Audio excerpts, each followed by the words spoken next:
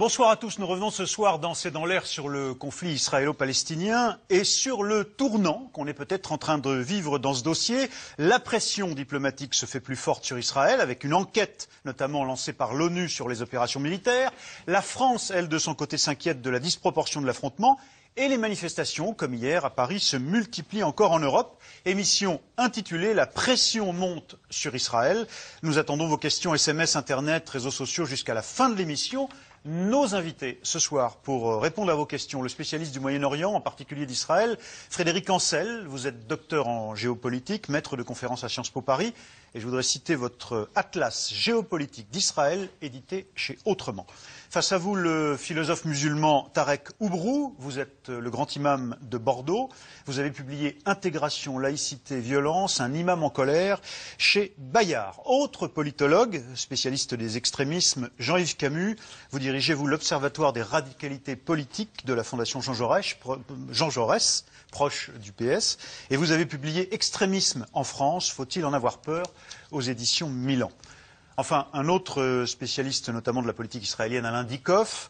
Vous êtes directeur du Centre d'études et de recherche internationale, le CERI à Sciences Po Paris. Vous êtes directeur de recherche au CNRS et votre dernier ouvrage, Le conflit israélo-arabe, est publié chez Armand Collin. Alors, Alain Dikoff, Frédéric Ancel notamment, est-ce qu'en continuant, on va revenir en détail dans quelques instants et en images sur ce qui se passe sur le terrain en Israël, mais aussi sur cette pression diplomatique, on voit finalement l'opinion internationale peut-être basculer, peut-être qu'en tapant toujours aussi fort sur Gaza, Israël est peut-être en train de prendre un risque de plus en plus grand, et trop grand peut-être maintenant. Alors de toute façon, le risque d'une intervention au sol, il était très clair. Dans un conflit qu'on appelle asymétrique, autrement dit une puissance relativement, voire très forte face à une puissance plus faible, voire très faible, il est bien évident que les images, notamment dans le monde médiatique moderne, vont jouer de manière pratiquement systématique en faveur de celui qui est perçu à tort ou à raison comme le plus faible. Ça, c'est le premier point. Vous voulez dire que ça, déjà, l'état-major et les politiques israéliens l'avaient déjà anticipé? Il l'avait d'autant plus anticipé qu'au départ, une intervention au sol n'était pas prévue manifestement. Et ça a été prévu au bout d'une semaine. Et donc ça, c'est quelque chose qui relève d'une véritable habitude, puisque en 2008-2009 déjà, avec plomb durci, puis lors de la crise qui n'avait pas dégénéré d'ailleurs de 2012, Israël a toujours été confronté à ce type de dilemme. On peut remonter à la guerre contre les Hezbollah en 2006 également. C'est-à-dire que si la guerre continue, si elle se poursuit, il y aura de plus en plus de victimes, et notamment de victimes civiles en face, de destruction, elles seront visibles, et par conséquent, les opinions, mais surtout les grandes chancelleries, diront au bout d'un moment, Israël, stop, ou faites-en moins, ou faites plus attention.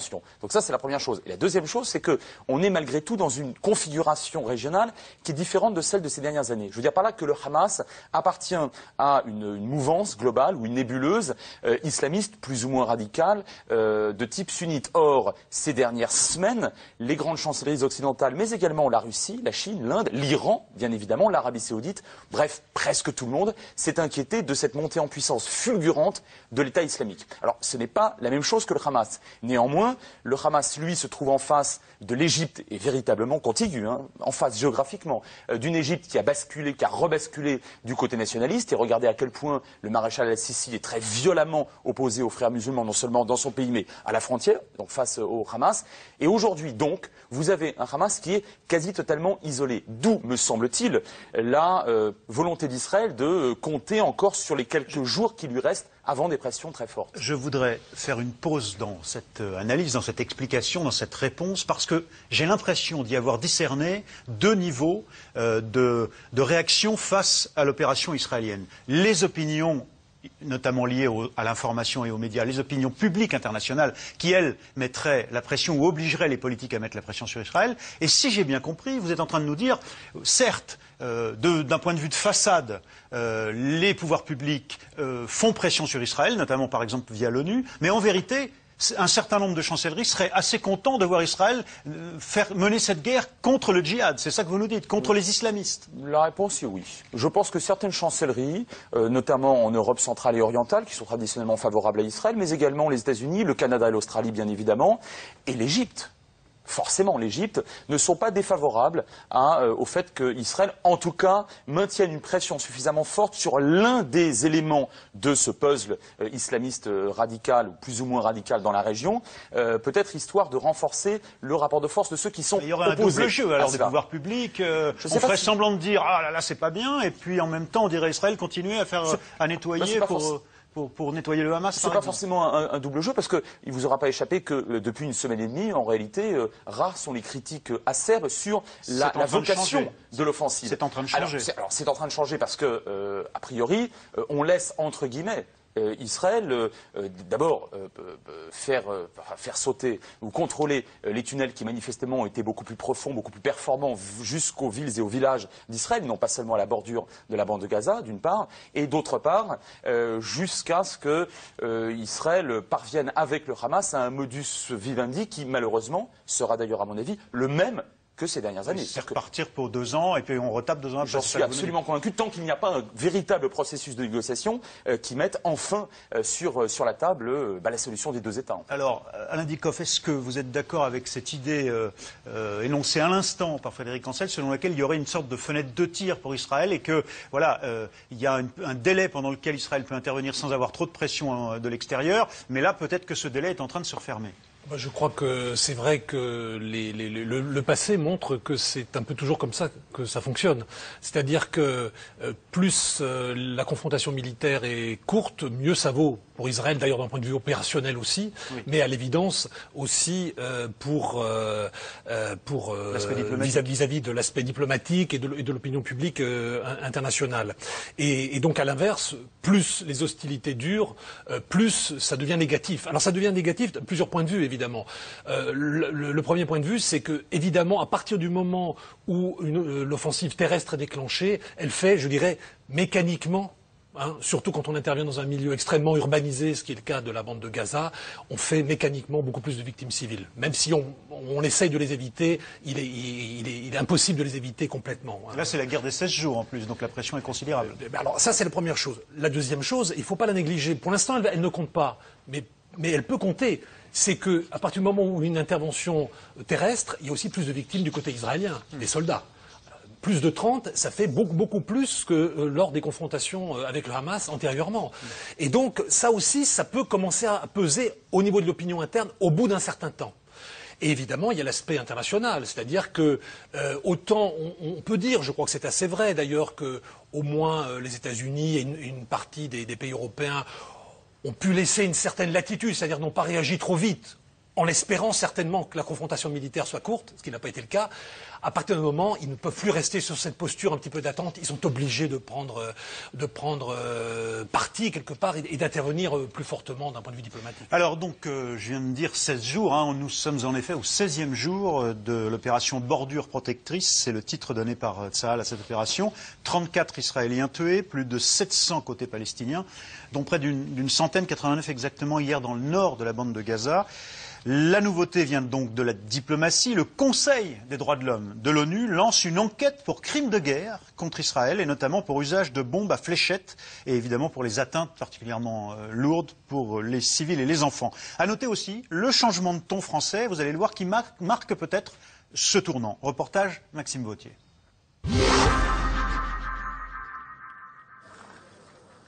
Jabalia, quartier martyr du nord de la bande de Gaza. Au réveil ce matin, les habitants qui ont pu fuir la veille errent hagards dans ce dédale de béton fracassé en quête de vivres et de souvenirs. Je cherche des vêtements pour les garçons, leurs jeux et le reste de la maison aussi. Que reste-t-il? Il ne reste rien de la maison. Dans la nuit de mercredi, l'aviation israélienne a pilonné tout le quartier. Des bombardements nourris qui ont duré jusqu'à l'aube. Depuis les décombres de cet immeuble, 7 habitants constatent, amers, la violence des attaques contre la population et contre les lieux de culte. Une très forte explosion a détruit toutes les maisons aux alentours et la mosquée. C'était ce matin, juste avant la prière de l'aube. Un missile de F-16 a frappé la zone. C'est un coin densément peuplé, donc tout a été détruit. Ce sont tous des civils, pas des militaires. La mosquée n'a rien à voir avec l'armée ou des roquettes ou ce genre de choses. La journée de mercredi aura été l'une des plus meurtrières depuis le début du conflit. 89 Palestiniens auraient péri au cours des 24 dernières heures. Les cadavres et les blessés affluent vers les hôpitaux débordés, pendant que les représentants des diplomaties cherchent le compromis.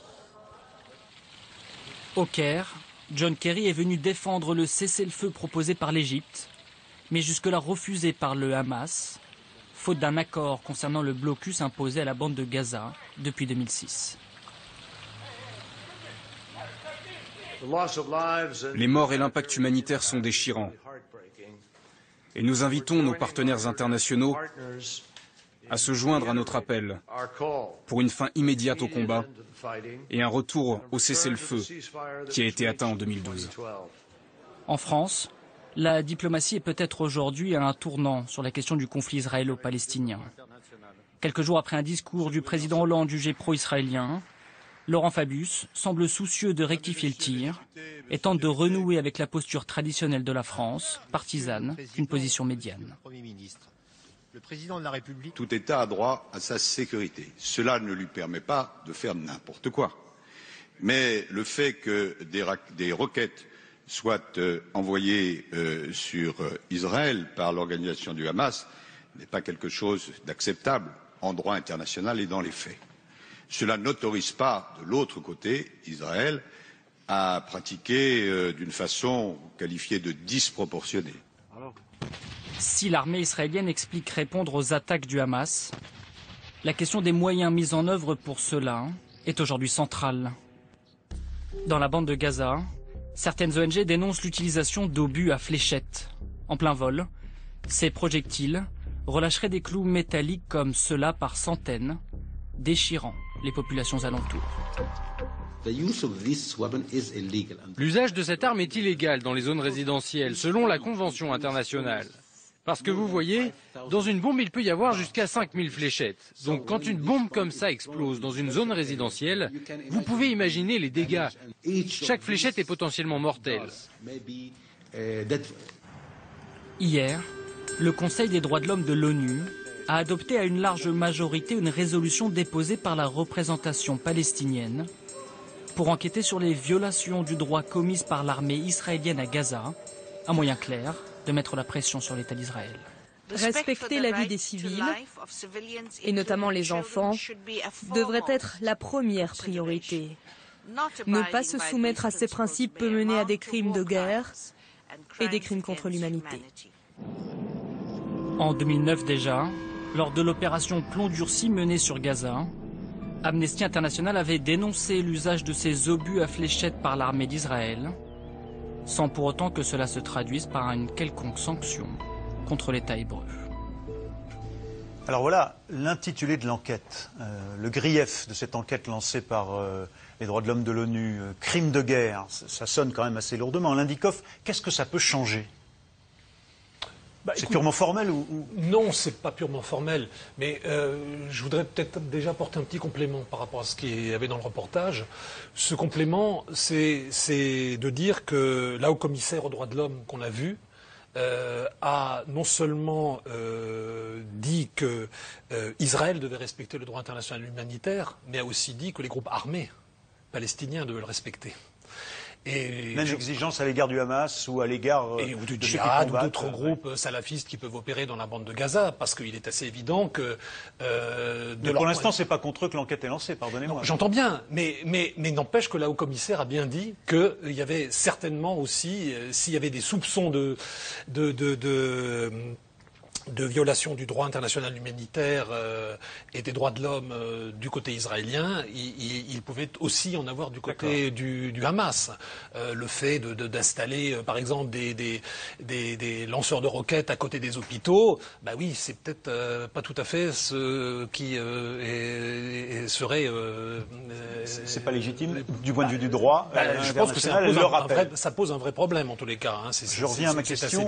Qu'est-ce que ça peut changer pour Israël cette enquête avec l'intitulé crime de guerre Sur le coup, je dirais pas grand-chose, mais il est évident que au niveau de la résonance que ça peut avoir par exemple au niveau des diplomaties, au niveau de l'opinion publique internationale. Ça pèse évidemment. Hein. Ça pèse parce que c'est un élément qui quelque part est potentiellement stigmatisant, même si l'enquête évidemment elle mettra du temps à être faite et elle sera certainement faite bien après les hostilités. Mais il n'empêche que c'est évidemment un élément qui... Oui, l'enquête ne va pas avoir lieu là en ce moment. Non, bien sûr. Il n'est même pas sûr que les enquêteurs puissent d'ailleurs accéder au terrain. Ça, c'est un problème. Frédéric Cancel, cette image, tout de même, en dehors de la formulation même crime de guerre, même si on a vu qu'elle pouvait s'adresser aussi à certains djihadistes, pour autant, cette image des bombes à fléchettes, de cet outil, ça frappe les esprits tout de suite, si j'ose dire.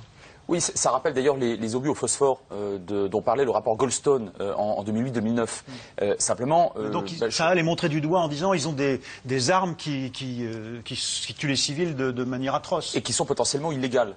En droit international. Simplement, je voudrais rebondir sur ce que vient de dire Alain Diakov. Goldstone, à l'époque, comme vraisemblablement, l'enquête, si elle a lieu, diligentée par le Conseil des droits de l'homme, dira exactement la même chose. C'est-à-dire que viser des villes et des villages civils, c'est des crimes de guerre, voire des crimes contre l'humanité. Et là, du coup, donc c'est pas nouveau, c'est ça que vous nous dites. Non, mais surtout, ça implique très directement aussi le Hamas. Or, le Hamas n'est pas une entité internationalement reconnue, ce n'est pas un État, par exemple.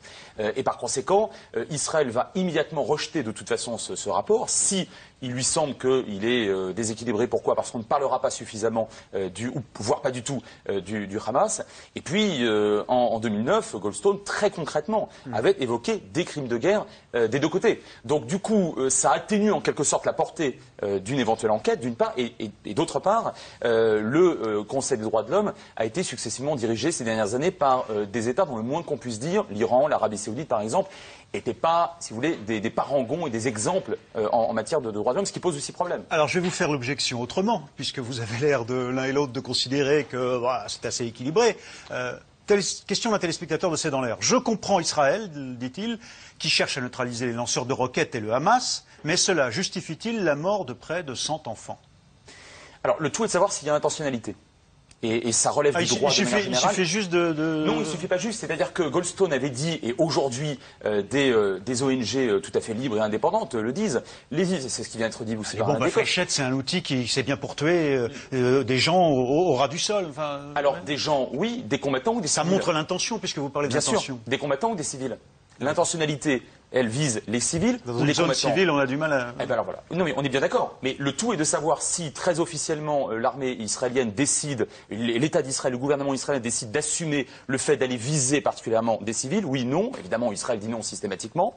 Est-ce que le Hamas, lui, en visant des villes et des villages dépourvus de toute base militaire, est-ce qu'il l'assume ou est-ce qu'il l'assume pas? Donc on revient en réalité à quelque chose qui est, pardonnez-moi, c'est pas un partout balle au centre. Enfin, c'est exactement comme ça que ça va être vraisemblablement établi, comme à l'époque du rapport Goldstone. Le sentiment, si vous voulez, de disproportion, c'est aussi que Israël et le Hamas, c'est pas pareil. A priori, Israël revendique la dimension démocratique. Vous comprenez ce que moralement, Israël et le Hamas ne se situent pas ou ne veulent pas se situer au même niveau. En tout cas, Israël. Et donc c'est là où on se retrouve dans une situation où pourtant vous les mettez face à face avec le même niveau d'intentionnalité et la formule française de disproportion est nouvelle là aussi. C'est bien la faiblesse du fort. Et notamment la faiblesse du fort qu'on évoquait tout à l'heure, notamment lorsqu'il s'agit d'une véritable démocratie, ce qui est le cas d'ailleurs, ce qui a été rappelé par Ban Ki-moon il y a quelques, et par le ministre français des Affaires étrangères ces derniers jours. Le Hamas, lui, il n'a pas en quelque sorte, entre guillemets, besoin de légitimer on va dire sa moralité ou son organisation de type démocratique, parce que ça n'existe pas chez le Hamas. Donc effectivement, de ce point de vue-là, vous avez raison. C'est-à-dire qu'en termes d'image dans les opinions publiques, oui, bien évidemment, Israël prend et va continuer à prendre des coups, c'est une évidence. La question est de savoir si un gouvernement israélien, quel qu'il soit, celui-ci est nationaliste, il aurait pu être travailliste, peu importe. En 2006, face au Hezbollah, il s'agissait d'un gouvernement plutôt de gauche, et en 96, avec Kana aussi, c'était Pérez qui était au pouvoir, donc peu importe. Est-ce qu'un gouvernement israélien, et n'importe quel gouvernement, peut, a fortiori c'est démocratique, se retourner devant son opinion et dire on peut rien faire. Il y a des tunnels, des gens vont en sortir pour tuer des civils, on va nous viser nos villes, on peut rien faire. Il y a une différence peut-être, c'est un peu ce que tout le monde est en train de souligner, ce téléspectateur, comme si j'ai bien compris Laurent Fabius, on l'a vu dans le reportage, entre l'idée qu'il faut faire quelque chose et puis l'idée que malgré tout, cet État démocratique s'interdirait certaines actions, alors que déjà il a les moyens d'empêcher que les roquettes, pour la plupart d'entre elles, n'arrivent sur les villes. Par exemple, d'aller taper contre les hôpitaux, d'aller taper directement sur des zones civiles. Est-ce que cette exigence à l'égard d'Israël, ou que se donnerait Israël à lui-même, n'est pas automatique. Si, c'est ce qu'en tout cas les gouvernements israéliens se font fort de dire ou de faire. En tout cas, ça, ils l'affirment de manière systématique. Oui, enfin, c'est pas ce que l'armée fait en ce moment. C'est-à-dire que, comme ça a été dit il y a un instant, les hôpitaux et les écoles sont utilisés par le Hamas de façon extraordinairement claire et assumée. Oui, la question du téléspectateur, c'est est-ce que ça justifie ça? Est-ce que ça justifie tout? Non, ça justifie pas tout. Mais même en Israël, aujourd'hui, une grande partie de l'opinion, et ça va être croissant s'il y a multiplication des morts civiles du côté palestinien. L'opinion israélienne, elle est extrêmement volatile, et au bout d'un moment, je ne parle pas des soldats israéliens, je parle des victimes palestiniennes, lorsqu'on aura atteint un seuil de supportabilité qui n'est pas quantifiable, l'opinion va commencer à se demander si effectivement ce n'est pas trop fort ou trop puissant comme frappe, ou comme réplique. On reviendra sur l'opinion dans un instant. Par rapport à ce qu'a fait le Hamas. Moi, je voudrais rebondir sur une formule que je voudrais aussi retourner, parce que je crois qu'elle est en effet intéressante. Frédéric Ancel disait qu'un État, et a fortiori un État qui est démocratique, il s'expose au bout d'un moment dans ce type de guerre asymétrique en effet, c'est-à-dire lorsqu'un État a affaire à des groupes qui sont justement des groupes non étatiques par définition, c'est la faiblesse du fort. Je dirais que du côté du Hamas, c'est l'inverse. C'est la force du faible. La force du faible, je dirais qu'on la voit déjà à l'œuvre.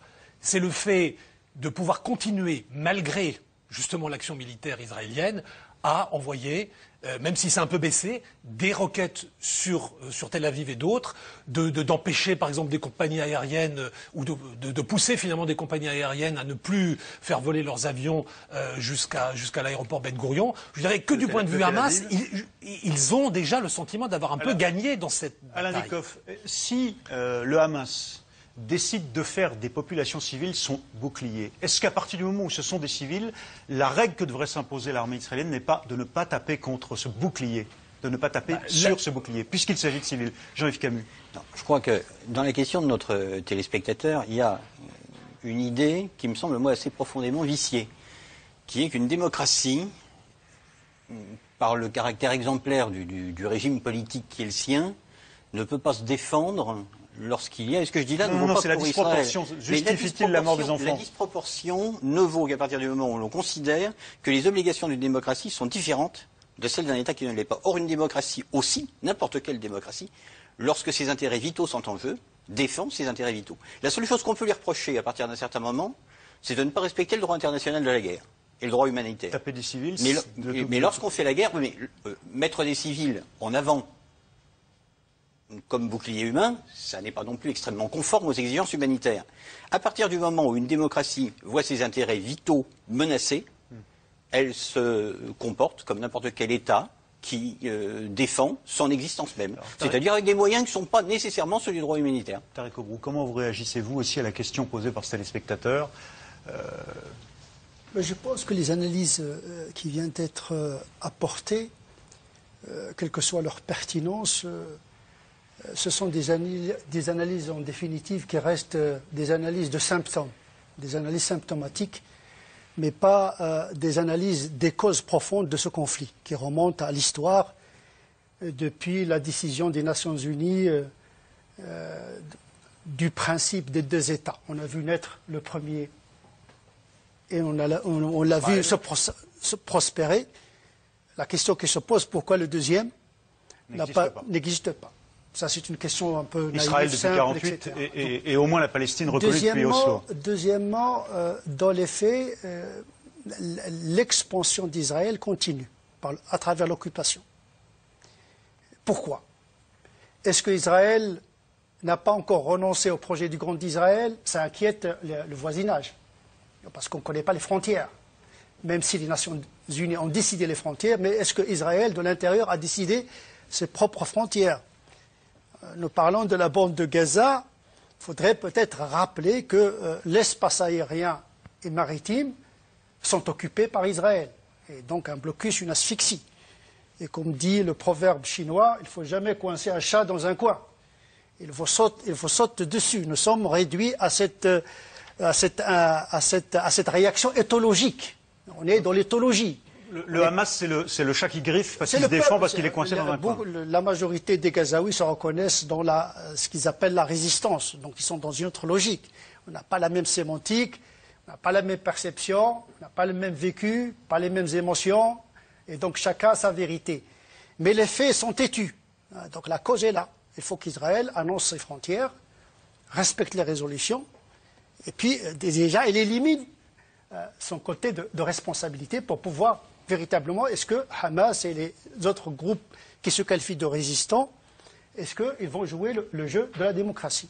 C'est ça, ce sont des questions très simples mais qui appellent des réponses concrètes. La dimension, il y avait des aspects très simples aussi qui étaient évoqués dans une autre émission lundi par exemple Pierre Servant, spécialiste militaire, qui nous disait mais n'oublions pas aussi que la population civile ne peut pas aller se réfugier ailleurs. Elle est comme le chat qu'évoquait à l'instant Tarek Oubrou, elle est coincée dans un coin. Oui, et elle est donc de fait, même si elle n'en avait pas envie politiquement, solidaire d'un Hamas qui lui semble être le seul outil pour se défendre.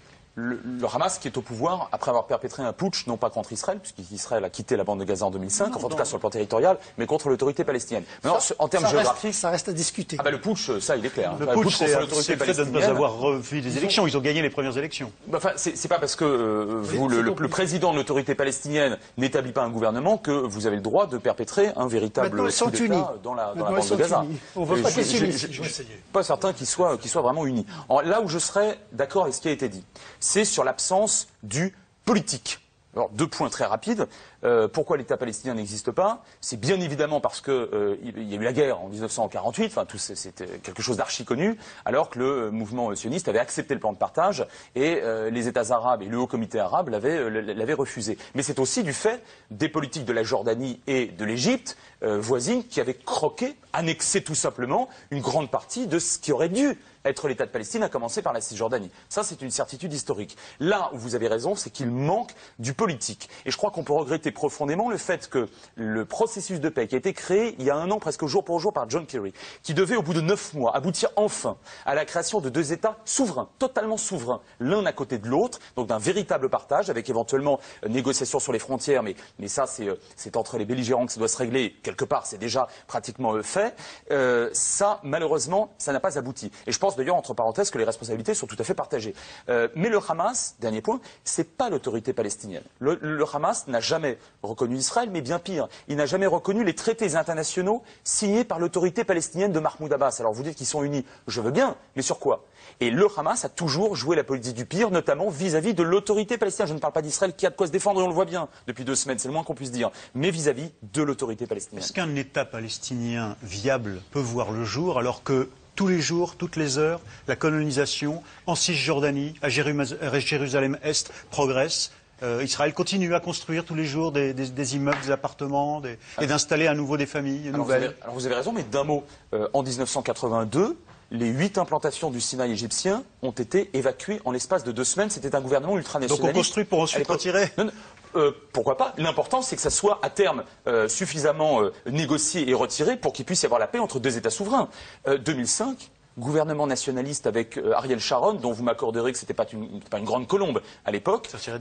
Et oui, absolument. 20, cette fois-ci non plus 8, mais 20 implantations avec 8000 colons à l'intérieur, qui quittent la bande de Gaza. C'est sans aucun doute insuffisant pour la création d'un État palestinien viable et souverain. Là-dessus, il n'y a pas de problème. Ça a déjà été fait 2 fois, y compris à Gaza. Et Gaza, c'est considéré par les sionistes religieux et par les nationalistes en Israël comme faisant partie de la terre d'Israël et des Eretz Israël bibliques. Alain Dikoff.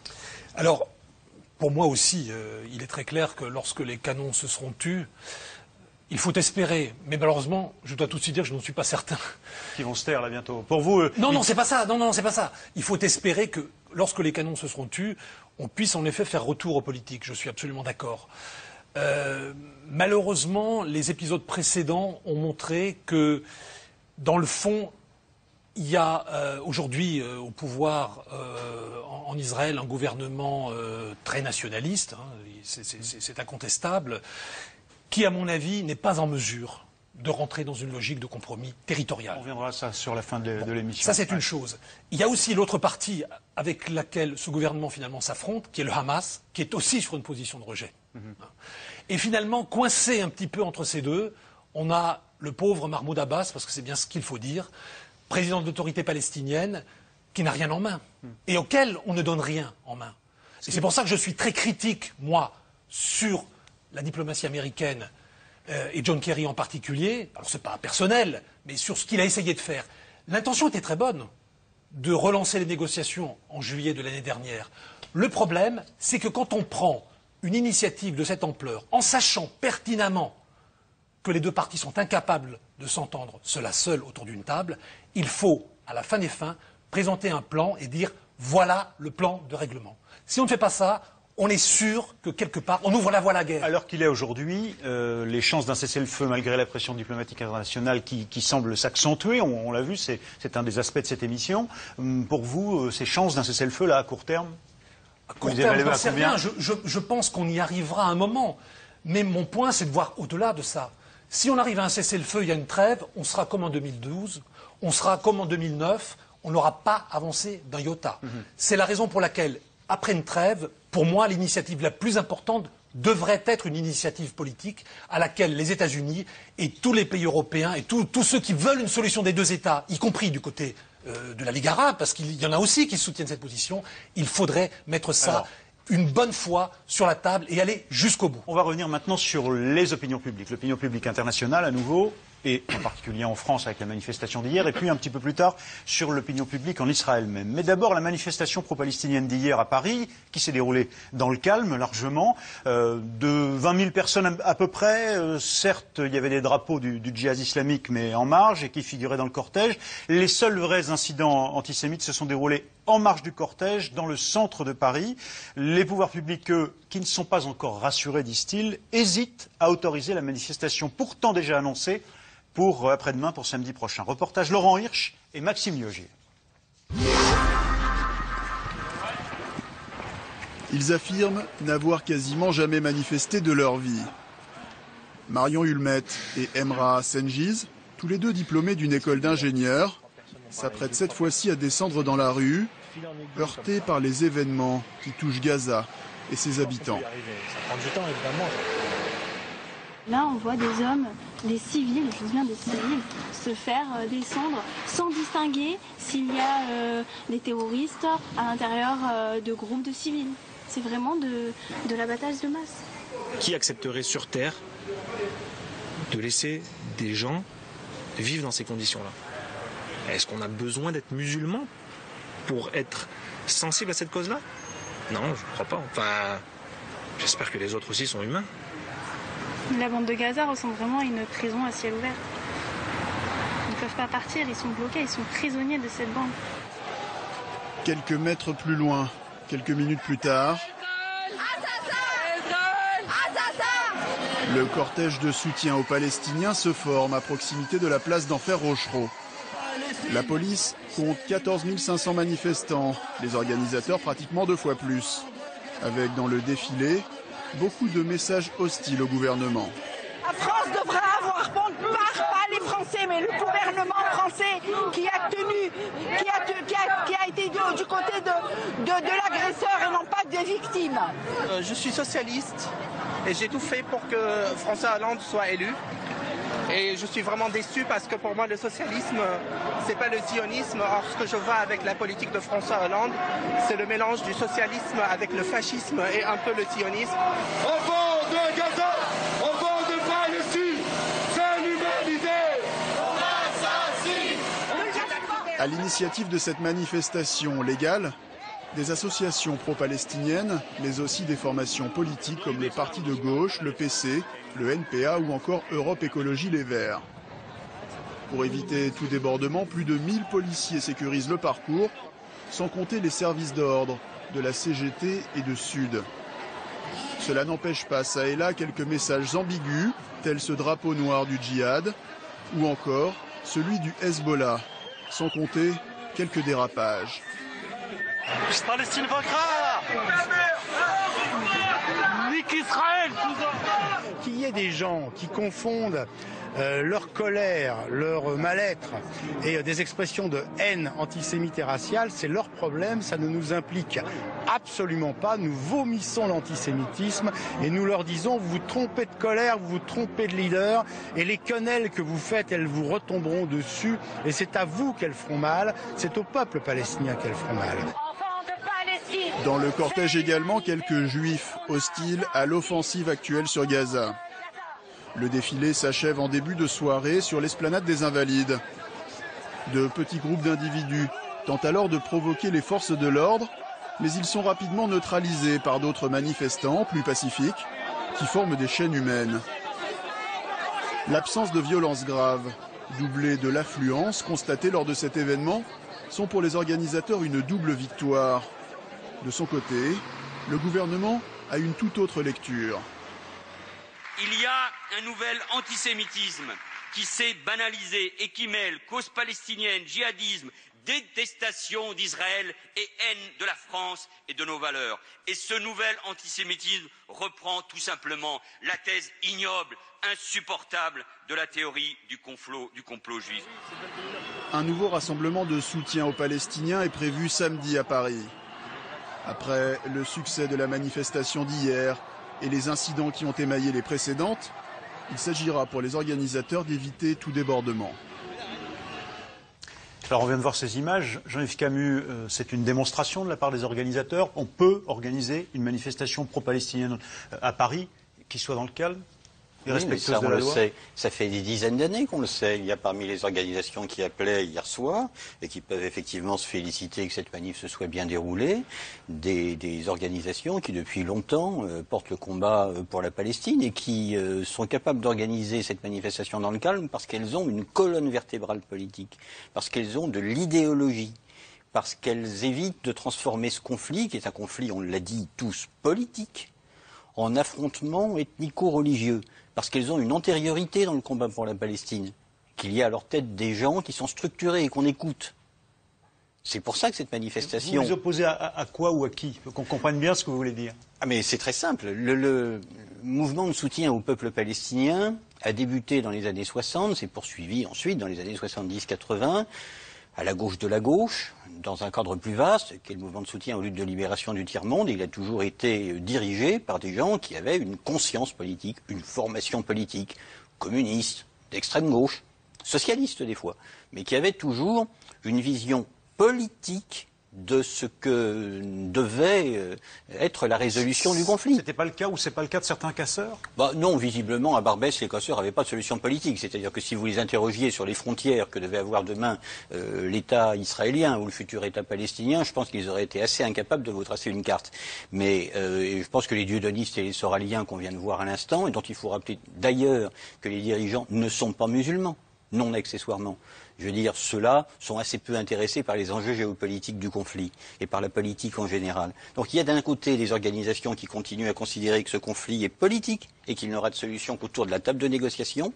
Et puis il y a de l'autre côté des associations qui sont un petit peu, j'allais dire, dans le traitement tripal de la chose. Alors la dernière remarque qu'il faut faire, c'est qu'il y a une évolution dans le mouvement pour la Palestine. Il y a d'un côté les gens qu'on a vus hier. Tous, je crois, à des degrés divers, même s'ils peuvent diverger sur le statut futur de Jérusalem, sur le tracé des frontières, sont partisans d'une solution à deux États.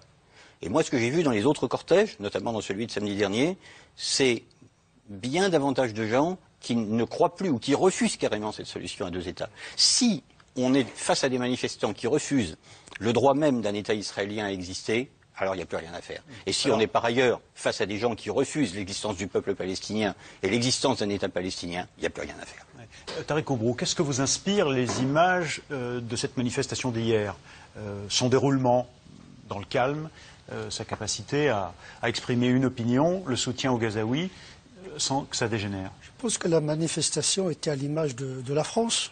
Il y a toutes les catégories générationnelles, sociales, avec quelques exceptions bien sûr. Tout le monde n'a pas manifesté, toutes les tendances n'ont pas manifesté. Et je pense qu'on est capable, en France, de manifester autour d'un sujet assez sensible sans faire de dégâts. Donc, à force de parler des aberrations, on risque de les réaliser dans le réel. Je pense qu'il faut restituer la juste mesure de ce qui se passe dans notre société. Je pense que même les analystes, parfois, qui sont censés être intellectuels objectifs, parfois ils sont obscurcis par les charges émotionnelles et qui ne permettent pas aux citoyens lambda de discerner un petit peu ce qui relève de la religion, ce qui relève de la politique, ce qui relève des stratégies identitaires, et parfois des gens qui manifestent pour d'autres raisons. Donc chacun a ses intentions, parfois très difficiles à cerner. Vous qui êtes à la fois un intellectuel et sur le terrain, avec votre mosquée à Bordeaux, votre contact avec toutes les générations. Comment analysez-vous ce qu'on a appelé l'importation du conflit ici? D'où ça vient? Pourquoi ça a dégénéré, cette violence? Vous croyez à cette importation? La question palestinienne pour beaucoup de musulmans, là je dis beaucoup de musulmans et des musulmans entre guillemets parce que c'est un terme un peu fourre-tout et donc c'est un sujet assez sensible, comme pour les juifs de France d'ailleurs. Donc on est dans ces deux situations presque... une étiquette sur des individus qui sont des citoyens d'origine ou pas, pratiquants ou pas. Donc il y a un risque de clôturer les individus dans des communautés étanches, alors que la réalité est plus complexe que cela. Absolument. Les gens changent d'allégeance en fonction des opportunités individuelles, du groupe, etc. Les choses sur le terrain sont très labiles. Les gens zappent, se lassent vite et il ne faut pas parfois prendre les gens trop au sérieux. Ils ne veulent pas qu'on leur colle une étiquette. Les citoyens français sont des gens libres. Je pense qu'il faut préserver notre modèle rousseauiste, universaliste, qui ne reconnaît que l'individu. Et quand le politique parle à des communautés, là, il trahit les valeurs de la République. Les gens sont responsables en tant qu'individus et pas en tant qu'appartenance communautaire. Alors revenons à ma question. Pour vous, cette importation, entre guillemets, du conflit israélo-palestinien avec ce qui s'est passé, la violence et certains gestes qu'on voyait là, s'explique comment? Cette importation, elle est faite par les déclarations politiques, par la mondialisation. Nous sommes dans une théorie fractale où le tout est dans la partie, le monde est dans le quartier. Donc, avec les moyens de plus en plus sophistiqués de communication et de transport, nous sommes dans cette configuration qui est très, très intriquée, où tout est intriqué. Il y a des implosions au sein des communautés, parce qu'en vérité, ce qui menace les communautés, c'est pas notre communauté, c'est de l'intérieur dont souffrent les communautés en général. Mais pour subsumer les conflits intra-communautaires, on essaie de l'exporter à l'extérieur. Et je pense que la question israélo-palestinienne relève de cette logique de créer toujours un ennemi pour chercher une cohésion à l'intérieur. Mais il y a une responsabilité dans les communautés, justement, peut-être, à vos yeux, je pense que de quelle la nature? responsabilité est globale. Le politique doit assumer sa responsabilité en mesurant ses paroles, parce que la parole est agissante. Le religieux doit jouer son rôle de religieux, parce que la religion, elle est faite pour l'homme et au service de l'homme, l'apaisement et l'ordre public et la paix civile. Les masses médias doivent jouer un peu de nuance. Et surtout, l'école doit préparer le citoyen à vivre l'altérité. C'est difficile, mais c'est ce la qu'on essaye de laïcité, faire malheureusement, la laïcité telle qu'elle est pratiquée et qui pousse à l'anonymat ne permet pas le dialogue des cultures et des religions. Et quand ces religions et ces cultures s'expriment, malheureusement, elles s'expriment dans la violence parce qu'ils n'ont pas trouvé les mots à travers un dialogue interreligieux, interculturel, dans l'école, dans les masses médias. Il faut banaliser, je pense, ces faits sociétaux qui existent et qu'on essaie de les occulter alors qu'ils travaillent en profondeur de notre société. Vous qui êtes responsable, un des responsables d'une des communautés, pour reprendre les termes génériques en ce moment, est-ce que vous trouvez que les responsables des communautés, juifs par exemple, musulmanes aussi, ont assez pris leurs responsabilités, c'est-à-dire dénoncer leurs propres extrémistes? Je pense que les acteurs communautaires, entre guillemets, sont à l'image des politiques, c'est-à-dire un clientélisme qui ne dit pas son nom. Donc généralement on assoit le pouvoir sur le peuple. Donc on est tenté par le populisme d'une certaine manière. Aujourd'hui les religieux subissent l'orthopraxie de masse et l'orthodoxie de masse. Donc on est dans cette configuration, c'est-à-dire le religieux il doit être à l'interface de la communauté et de la société pour permettre l'intégration. Il est obligé à la démagogie? C'est ça que vous voulez dire?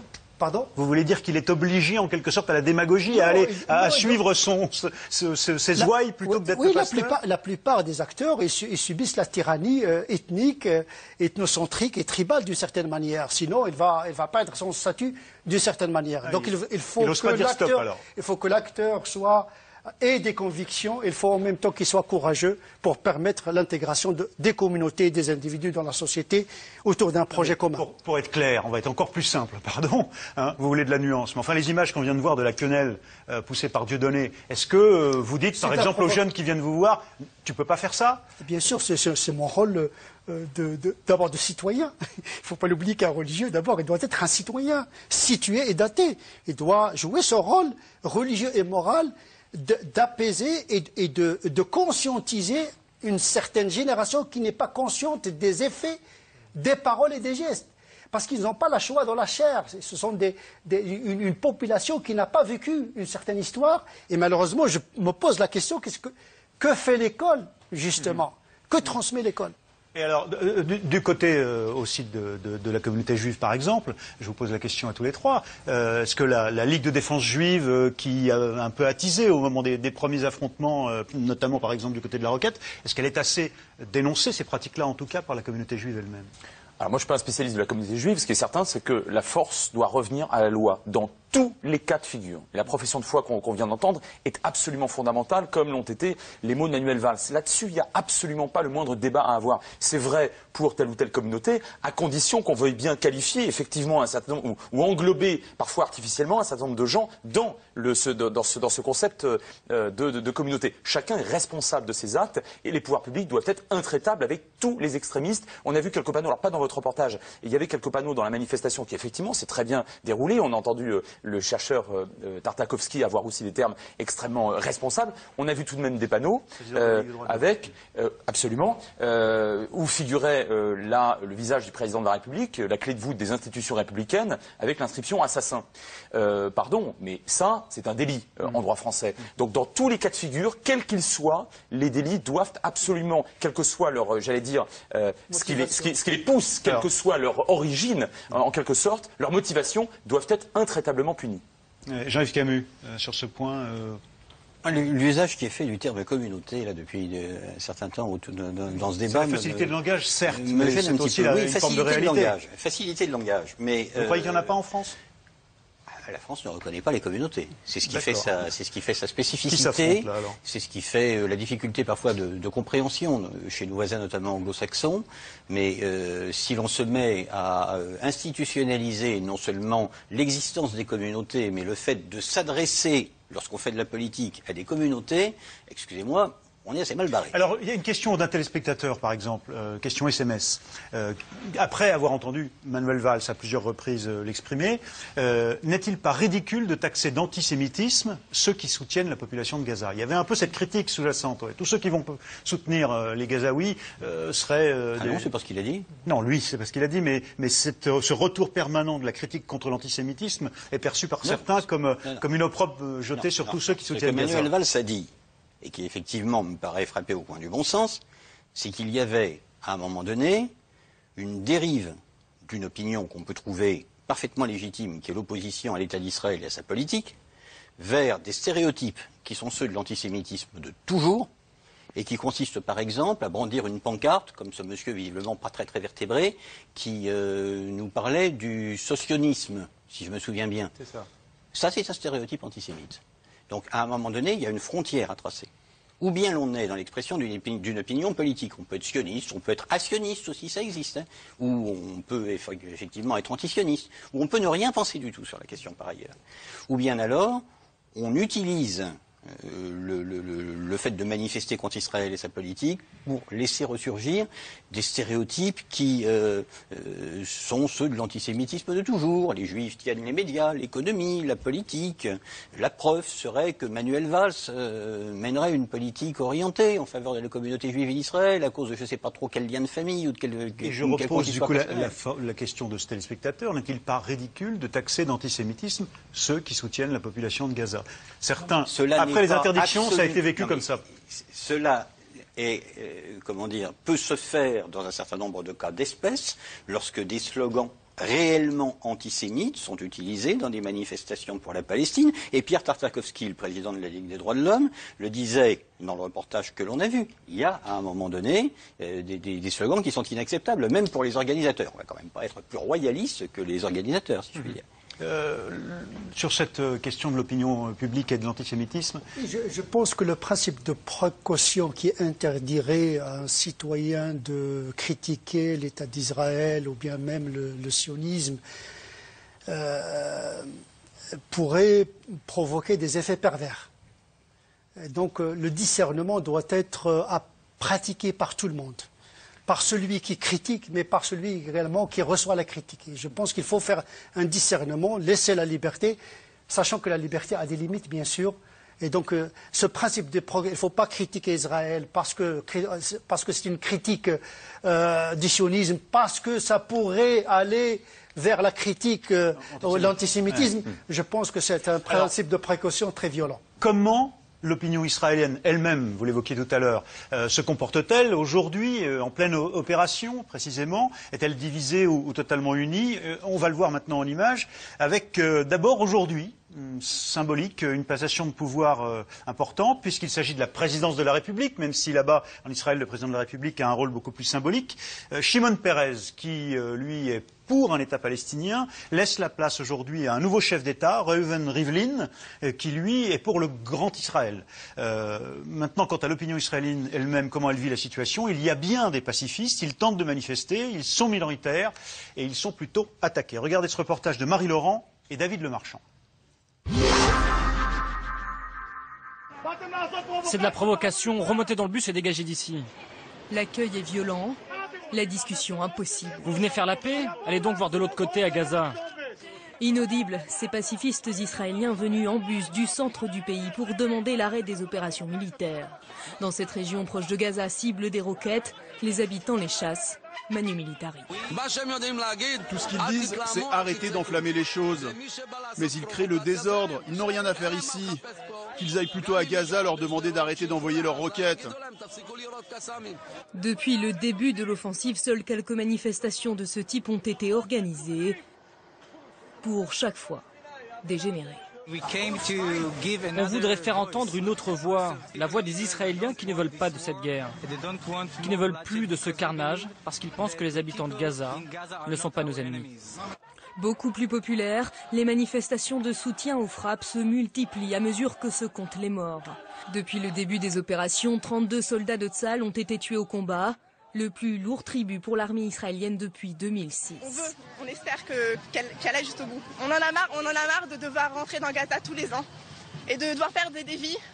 Non seulement les gens de Gaza, les civils qui sont des victimes malheureusement du Hamas, mais aussi nos soldats qui risquent leur vie. Un discours jusqu'au boutiste qui rejaillit dans les sondages.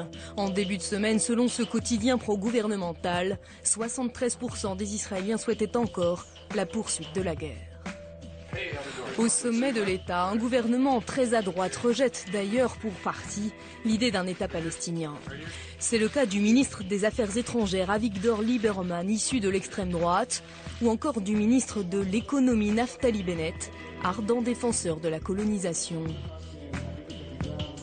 Les faucons qui pourront désormais compter sur l'oreille attentive du nouveau président israélien. Vive la démocratie en Israël, vive l'État d'Israël. Élu le 10 juin dernier, c'est aujourd'hui que Reuven Rivlin, partisan déclaré du Grand Israël, entre officiellement en fonction, rejetant dans l'ombre le prix Nobel de la paix Shimon Peres. Symbole aux yeux du monde du dialogue avec les Palestiniens, l'ancien président cherchait encore à la veille de l'offensive à distiller son message d'apaisement. Je pense que nous avons déjà des réponses pragmatiques pour appliquer la construction de deux États. Ça me semble plus possible aujourd'hui que jamais, mais pas parce que c'est moins compliqué, mais parce que la technologie nous apporte des solutions nouvelles. Ces jours derniers, pourtant, l'unité nationale a primé. Shimon Peres, venu saluer les troupes en bordure de Gaza, pointe la responsabilité du Hamas tout en justifiant les agissements de Tsahal.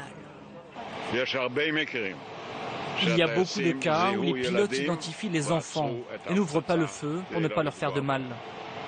En aucun cas, il n'y a d'indifférence lorsqu'il s'agit de vie humaine. Et bien sûr, on redouble de précautions lorsqu'il s'agit d'enfants. Israël fait bloc au-delà de ses frontières. Car les soldats morts à Gaza sont parfois venus de loin, affluant de l'étranger pour combattre dans les rangs de Tsahal. Ce jour-là, la communauté en terre Jordan franco-israélien de 22 ans, tué dimanche dernier. Par amour pour cette terre, tu as traversé des frontières. Cet amour qui t'a mené à offrir ta vie pour ce pays. Ces jeunes, quels qu'ils soient, viennent pour l'amour de leur pays. d'Israël, ils viennent, ils quittent tout. À leur âge, ils auraient pu être en vacances à New York, passer de bonnes vacances, mais non, ils viennent pour abandonner tout leur côté individuel et pour défendre un pays. Malgré l'insécurité ou peut-être justement parce que l'essentiel est en jeu, les autorités prévoient cette année l'arrivée de 5000 juifs de France, un record depuis la création de l'État d'Israël.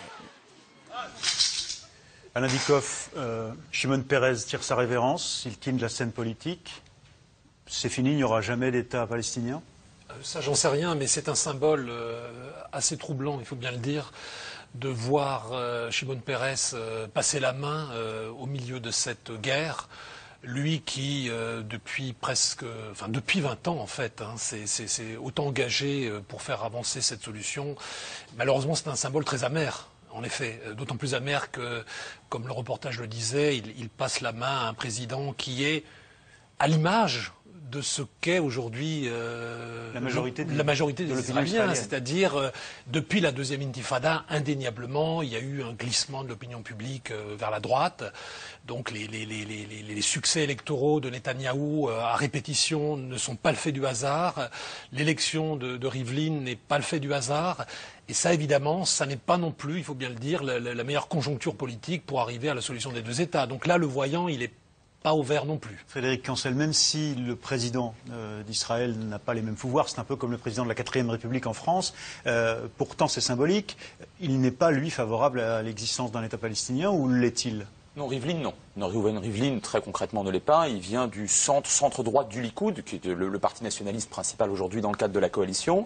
Alors, encore une fois, si on prend des exemples antérieurs, à 2 reprises, lorsque la paix a été faite, alors avec l'Égypte en 82, puis, alors en 2005, c'était pas la paix, c'était un retrait unilatéral de la bande de Gaza, mais à chaque fois, les premiers ministres, et même d'ailleurs le président, en 78, et en 82, pardon, étaient des présidents à tendance nationaliste, mais en même temps, effectivement, ils n'ont pas beaucoup de prérogatives. Alors symboliquement, oui, ce qui a été dit est tout à fait juste, c'est, encore une fois, me semble-t-il, c'est pas tellement le clivage entre la droite et la gauche. Un Peres, après tout, dans les années 70, était un faucon, Shimon Peres. Shimon Peres, aujourd'hui, évidemment, il regrette, comme nous, je crois, ici. Il y a eu Oslo, il y a eu l'idée de la poignée de main. Ça a été le grand architecte. Il y a eu la poignée de main avec Arafat. Absolument, c'est vrai. Après, dans les années 2000, globalement, il a suivi, je dirais, pour l'essentiel, je dis bien pour l'essentiel, la politique d'Israël, pas tellement d'ailleurs au niveau des implantations, mais plutôt en termes de défense. À chaque fois que les Israéliens se retiraient, par exemple en mai 2000, de la zone de sécurité du Sud-Liban ou de Gaza en 2005, et qu'ils avaient la guerre en retour, Peres était finalement dans le mainstream, comme on dit, ça, il suivait globalement l'opinion qui l'avait d'ailleurs élu, puisque c'est la Knesset qui élit les présidents successifs, et la Knesset elle-même, évidemment, c'est l'émanation directe de la population. On a beaucoup dit que ceux qui savaient faire la paix, ou en tout cas essayer de la négocier avec les Palestiniens, dans les autorités israéliennes, c'était ceux qui savaient faire la guerre et qui étaient les faucons.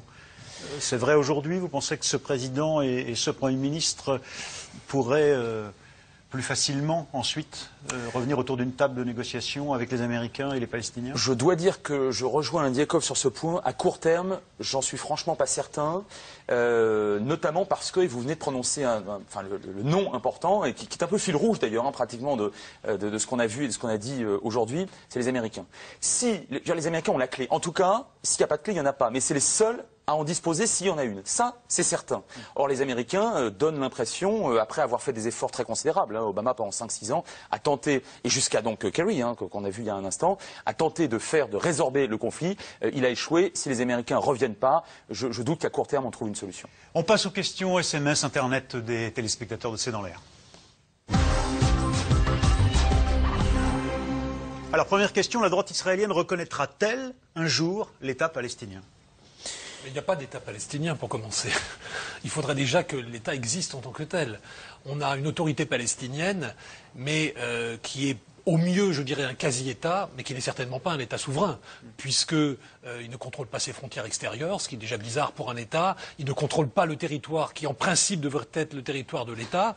C'est plutôt une sorte d'archipel que l'autorité palestinienne contrôle, mais pas vraiment un État. Je vous repose la question, est-ce que la droite israélienne reconnaîtra un jour l'idée de l'existence d'un État palestinien? L'idée, elle a été reconnue par Netanyahou lui-même. Mais si vous voulez, l'idée, c'est bien gentil. On peut reconnaître plein d'idées, mais il faut ensuite la concrétiser. Et il faut se donner les moyens de la concrétiser. Pour le moment, tout indique qu'ils ne l'ont pas fait. Dans la concrétisation, comme vous dites, il y a une dimension essentielle, c'est cette affaire des colonisations. D'où la deuxième question. À quand l'arrêt des colonisations en terre palestinienne ? Bah écoutez, malheureusement, on n'en prend pas du tout le tournant parce que nous faisions rapidement allusion au départ de Shimon Peres, qui avait donc été un des architectes des accords d'Oslo. Si on regarde uniquement les chiffres, entre 93 et aujourd'hui, en réalité, uniquement, je ne parle pas de Jérusalem-Est, mais de la Cisjordanie, on avait 110 000 Israéliens qui étaient installés en Cisjordanie en 93. Aujourd'hui, vous en avez 300 000. Voilà, c'est ça. Ça, évidemment, les Palestiniens, ils le voient. Ils voient ce qui se passe. Donc, évidemment, ils se disent, c'est bien gentil, vous nous donnez la perspective d'un État, mais concrètement, ce qu'on voit, c'est que la terre est grignotée. Question, y a-t-il la moindre chance qu'Israël parvienne à éradiquer le Hamas? Un chef n'en remplacera-t-il pas toujours un autre? On sait qu'Israël a tué, assassiné le chef du Hamas à Gaza à plusieurs reprises. À chaque fois, il y en a un nouveau qui arrive, nouvel état-major, et ça continue. La réponse est non. Israël ne peut pas éradiquer le Hamas. La réponse est non pour une raison simple, c'est que le Hamas n'est pas seulement un mouvement militaire ou terroriste, on peut l'appeler comme ça si on veut, c'est un mouvement social, un mouvement idéologique, un mouvement politique, sociétal quelque part, et par conséquent, Israël ne peut pas contre la volonté éventuelle d'une majorité de Palestiniens. D'ailleurs, on ne sait pas trop. À Gaza, par définition, il n'y a pas d'élection, il n'y a pas de sondage non plus. Enfin, globalement, le Hamas dispose d'un véritable soutien. Alors, Israël ne peut pas éradiquer. Bordure protectrice. Ça sert à tenter d'empêcher les tunnels pourvoyeurs de terroristes et les roquettes tout de même de tomber sur les villes israéliennes. Mais je dirais que le Hamas, pour vous répondre concrètement, c'est un problème pour Israël, en tout cas militaire. La question politique, c'est ce qui a été dit, elle concerne l'autorité palestinienne légale, légitime, internationalement reconnue de Mahmoud Abbas. Autre question, l'usage par l'armée israélienne d'obus à fléchettes est-il systématique? Pour ce que vous pourriez en savoir les uns ou les autres avec vos informations de chercheurs? Je ne suis pas un spécialiste de la question militaire, mais c'est la première fois, à ma connaissance en tout cas, que ce type d'arme serait utilisé. Je dis bien serait utilisé. J'attends très docilement l'enquête qui sera diligentée par le Conseil des droits de l'homme des Nations Unies. Est-il vrai, autre question, que le Hamas empêche les civils de quitter les immeubles visés par Israël? Alors vous n'êtes pas les spécialistes du terrain, là, vous n'y étiez pas dernièrement, mais... La réponse est oui. Les hôpitaux et les écoles. Pour les mosquées, c'est plus compliqué, parce que c'est tout de même un mouvement religieux qui fait attention à ce type de schéma. Pour ce qui est des hôpitaux et des écoles, je ne suis pas le premier à le dire, plusieurs ONG qui ne sont pas très soupçonnables d'être favorables à Israël l'ont dit à plusieurs reprises. Autre question, pourquoi n'envoie-t-on pas des casques bleus Indikov, pour protéger les civils, l'Europe peut-elle imposer un cessez-le-feu? Deux questions, quand même. Oui, casque bleu et l'action de l'Union européenne. Écoutez, les casques bleus, par définition, on ne peut les envoyer que s'il y a un accord au niveau du Conseil de sécurité de Et la question n'est pas posée pour l'instant. Non, mais il faut qu'il y ait un accord, il faut que les conditions soient réunies aussi pour qu'on puisse les envoyer sans qu'il y ait de risque, y compris pour les casques bleus en question. Et puis ensuite, il faut être clair sur la mission. Parce que, vous savez... contrairement à ce qu'on pense, la communauté internationale est très impliquée au Proche-Orient et dans le conflit israélo-arabe. Il y a des missions de l'ONU, par exemple, depuis 1948, à Jérusalem, vous avez un bureau de l'ONU qui est là depuis 1948. Auprès des réfugiés. Donc, elle est là, elle est sur le plateau du Golan. Il y a évidemment les forces de l'ONU au sud-Liban qui sont là depuis 1978. C'est la frontière entre Israël et le Liban. On ne peut pas dire que la communauté internationale ne soit pas impliquée depuis très longtemps là-dedans. Mais il faut que la mission soit claire. Ce que je veux dire par là, c'est qu'on a bien vu que la finule au sud-Liban, pendant longtemps, elle ne servait malheureusement à rien. Elle voyait passer les belligérants ou les roquettes d'un côté et de l'autre, mais finalement, elle comptabilisait, mais sans plus. Alors, parmi les implications aujourd'hui des États hors Israël dans ce conflit, la France vient d'annoncer qu'elle débloquait 11 millions pour les Gazaouis, 11 millions d'euros. Question, à quoi serviront les 11 millions débloqués par la France? Jean-Yves Cahu, à votre avis, ces millions de l'État français destinés à soutenir humanitairement, c'est ce que dit l'État français, les Gazaouis? Écoutez, l'aide humanitaire sert à pallier à des situations d'urgence, notamment dans le domaine médical, C'est une aide, j'allais dire, de premier secours à une population qui semble être en passe de manquer de l'essentiel, si ça n'est pas déjà fait. Donc ça, c'est une situation que la France connaît bien, hein, l'aide humanitaire, mais l'aide humanitaire, ça n'est pas évidemment une solution politique. Bien sûr. C'est quelque chose de tout à fait déconnecté des efforts que la diplomatie française peut fournir pour agir à plus long terme et sur le fond des choses. Question, Monsieur le Recteur, les manifestations de soutien à la population de Gaza ne devraient-elles pas condamner conjointement Israël et le Hamas? Je voudrais tout d'abord faire une petite remarque et exprimer mon sentiment. J'ai l'impression qu'Israël commet une erreur à la fois politique et morale en voulant faire la paix avec des amis qu'il aurait choisis et pas avec ses ennemis. Or, on fait la paix avec ses ennemis.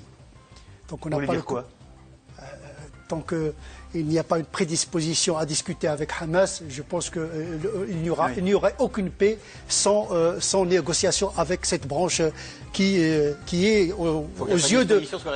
Vous aurez le dernier mot ce soir. Je vous repose la question. Est-ce qu'il ne faut pas que ceux qui manifestent pour Gaza condamnent à la fois Israël et le Hamas? En tant qu'homme de paix et religieux, je répugne la violence et je pense que la violence n'est pas la solution.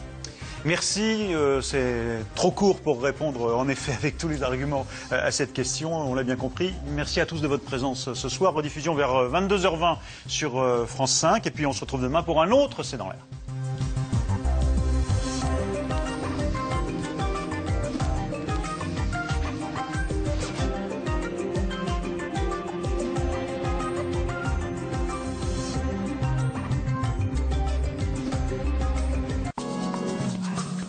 C'est dans l'air et c'est aussi sur France5.fr.